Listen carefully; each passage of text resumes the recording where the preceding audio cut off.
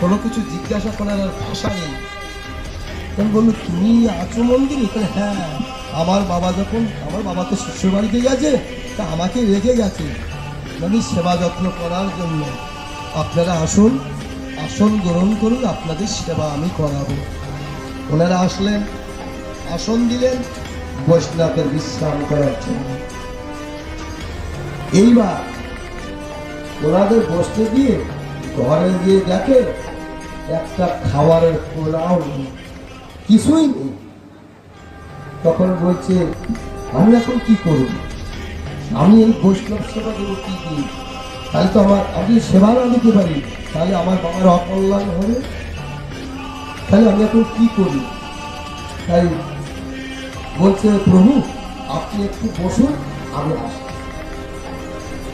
ওর থেকে কিছু দূরে একটা মিষ্টির দোকান ছিল। সেই মিষ্টির দোকানের নাম ছিল নিতাই। নিতার একটা দোষ ছিল। দোষটা কি? সে জীবনে কোনো মিষ্টি বাকি দিত না কারো, তাই যত বড় আপনজন হোক না কেন। এখন এই গোপাল যে বলছে, নিতাই কাকা, ও নিতাই কাকা, তা কথা কি, আমার বাবার আশ্রমে 3 জন বৈষ্ণব এসেছে, আমার 1 কেজি মিষ্টি দাও না কাকা। ওই নিতাই দেখো ওই পেয়ে গেছে। তারপরও বলছে, তুমি কে গো বাপু?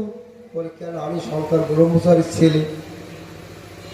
কিন্তু ওর পরিবর্তিতে যে আরেকটা কথা বলবে, সে কথা পাশা রেখে।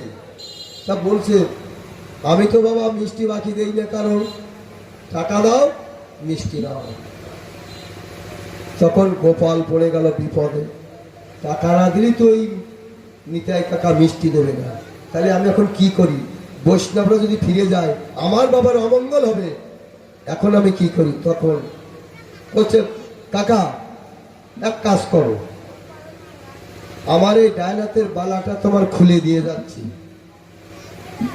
আমার বাবা তো তোমার দোকানের পাশ দিয়ে পথ, যখন আমার বাবা এই পথ দিয়ে যাবে, তখন আমার বাবার কাছ থেকে 1 কেজি মিষ্টির টাকা নিয়ে এই ডায়নাতের বালাটা তুমি ফেরত দিয়ে দিও। দেবে তো কাকা? তুমি এর বিনিময়ে 1 কেজি মিষ্টি আমাদের দাও। সাধু সন্ন্যাসটা কষ্ট পাচ্ছে, আমার বাবার অমঙ্গল হবে, কাকা তুমি দাও।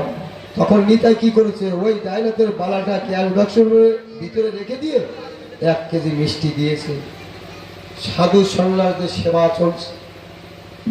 কিন্তু যারা সেবা করছেন, আগেও ওনারা সেবা করেছেন, কিন্তু ওই দিন যে সেবা করছেন